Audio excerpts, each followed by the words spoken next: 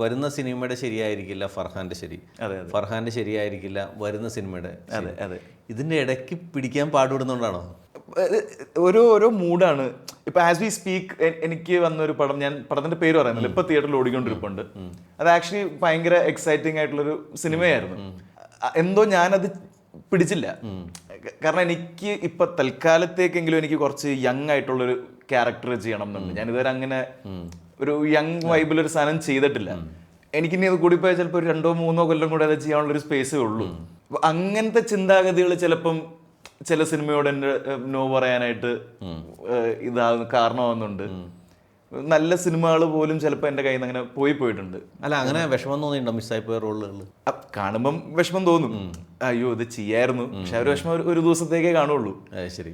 പക്ഷെ ആ റോള് ചെയ്ത ആള് എന്നെക്കാളും മച്ച് ബെറ്റർ ആക്ടറാണ്. അതുകൊണ്ട് എന്തായാലും പുള്ളി ചെയ്ത് തന്നെയാണ് നല്ലത്.